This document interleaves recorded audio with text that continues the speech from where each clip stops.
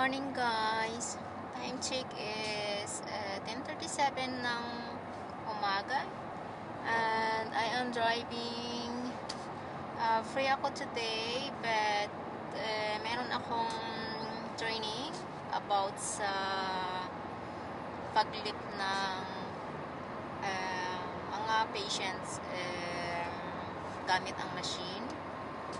So meron akong training from 11 to 2 o'clock. So 3 hours.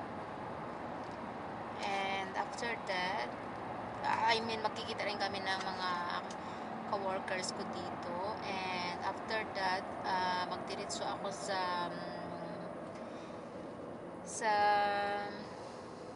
center para bumili ng frame. Kasi guys, meron akong biniling frame na what I mean is, meron akong biniling like ang decor sa wall.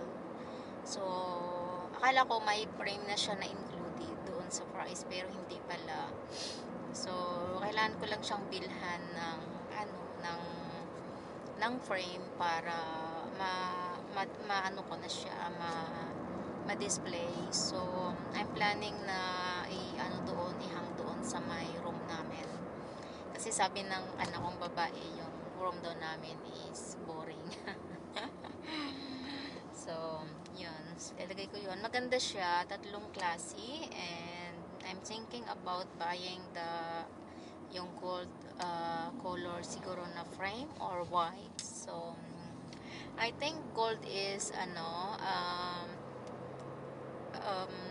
okay siya doon sa kulay ng nabili kong pictures. So I think I go with the gold color na lang para may makuha doon. Although may silver din naman na kulay doon, pero we'll see kung anong makikita ko doon. Yes, and yeah,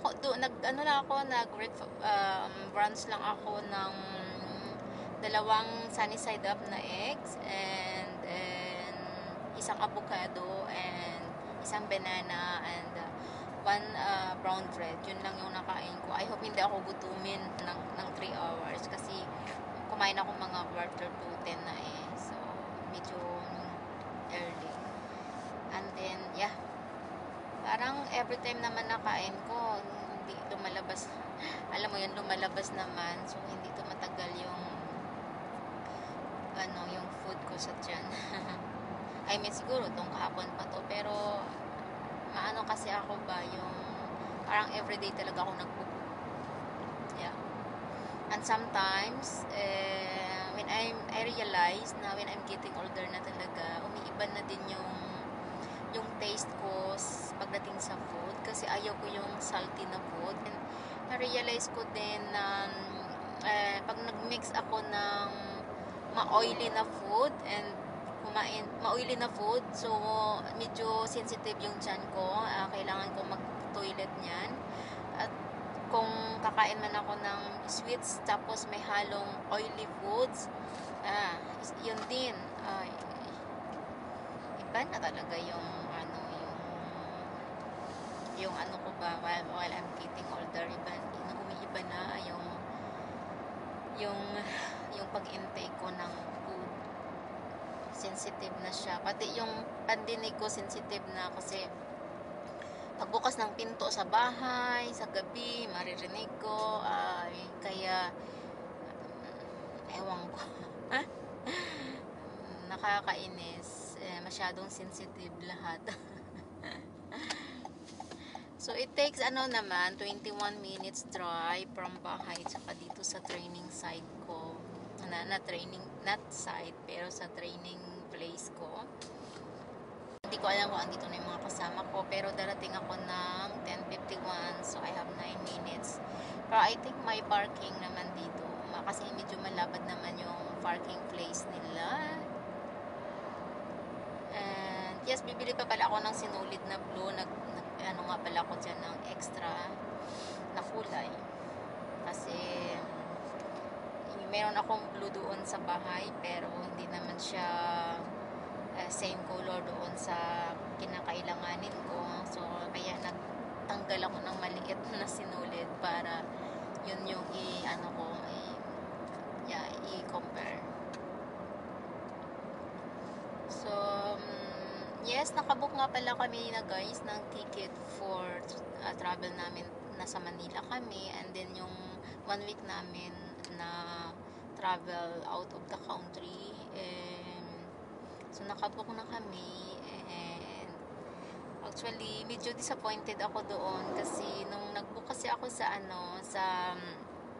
tawag dito, sa booking.com, wala ng AirAsia na papunta doon na 4 o'clock ang departure, at yung arrival is tawag dito 8 o'clock ay 6 o'clock ng hapon. Wala na.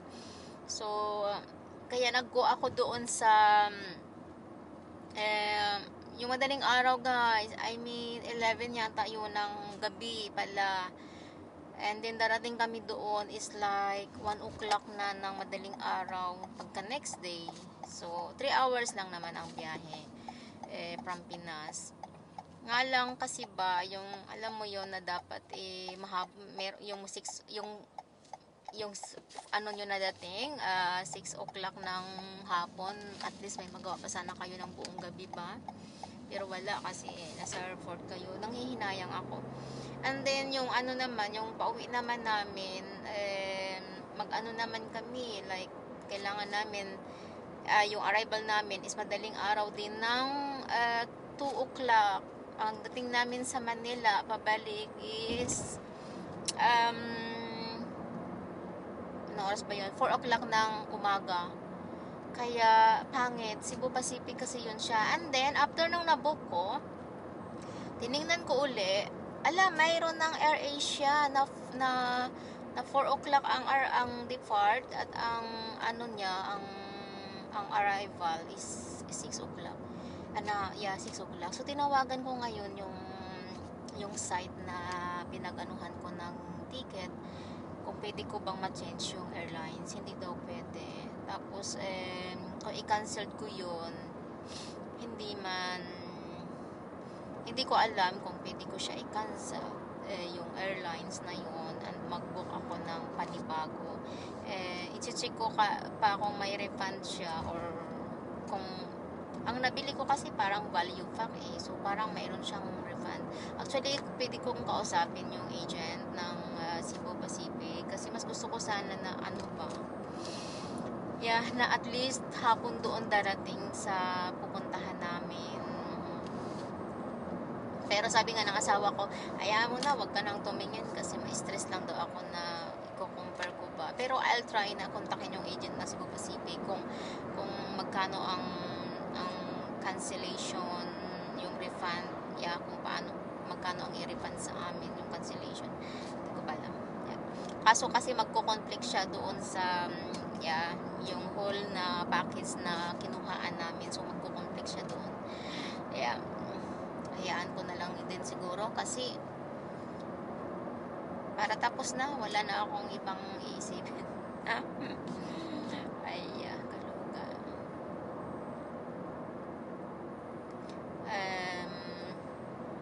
Maaraw din naman ngayon, pero medyo malamig. Kanina, hinatid ko yung anak kong babae kasi nag-promise ako sa kanya na ihatid ko siya today. Dahil nga 11 naman ang training dito. Kaya hinatid ko. So, hindi ko alam kung sasabay sa akin yung anak kong lalaki kasi, pero meron kasi siyang driving lesson today. So, hindi ko alam kung anong oras siya matatapos.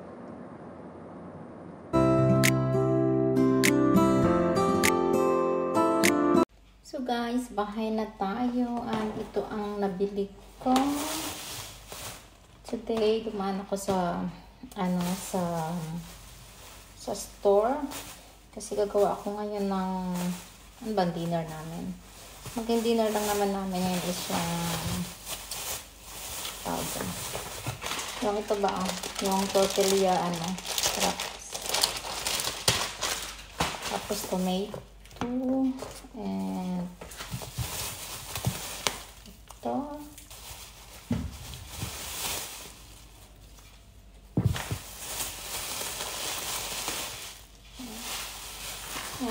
bumali ako ng kong lalaki baon niya bukas. Kasi gusto niya. Ito din sa babae. And ito parang hindi ko naman pala ito kailangan. Ang nasa isip ko, gagawa ako ng tortillas. Pero ang nasa isip ko din lasagna. Kaya bumili ako nito na hindi ko naman need. And ano pa bang nabili kong hindi ko need? Ito, tsaka ito pala. Ito. Tsaka ito. So, nasa utak ko lasagna. Pero naka-decide na ako na tortillas na. And ito, para sa breakfast ko bukas, ano lang siya, 0.2% ng fat. And sa akin, coffee, latte macchiato coffee. Sa ano kang babae. And instead of yung malaking bell pepper, ito nang binili ko. Para iba-ibang kulay. And what more? Banana. And 4 tortillas. And ito, mimix ko siya powder. And fruits. And ito nga pala guys, yung nabili ko para sa frame ko. And ito, yeah, 50 times 70 ang ano niya, ang lapad. Yan, tatlo siya. Kasi tatlo din naman, kasi yung frame ko. So, yan. Tatlo. So, good thing guys, kasi nakamura ako. So, tatlo siya. Good thing nakamura ako kasi nag-sale. Kasi ano siya nasa 169. So, ito naging 70 na lang. So, half price. So, yes. So, nasa timing tayo. And today, ang gagawin ko is ilagay ko lang ito sa ref, itong mga kailangan ilagay.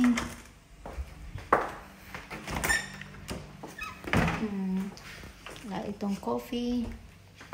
Ilagay natin dito sa ref. Yes.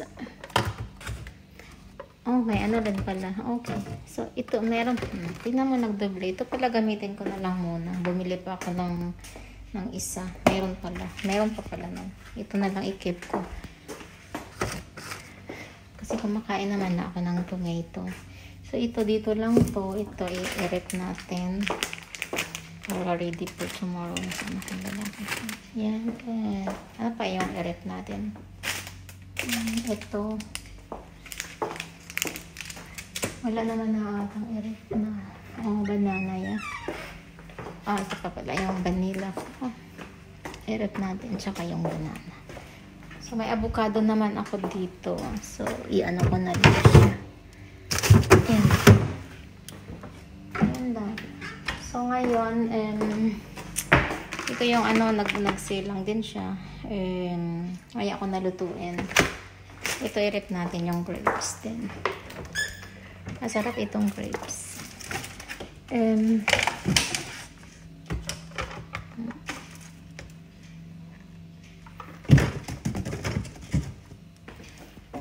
So, ang gagawin ko is ilagay ko siguro itong yung binili ko dito sa frame na to. So, yes, i-update ko na lang kayo guys dito kung anong magiging itsura ng nabili ko. So, this is it for today guys. Thank you for watching and bye for now.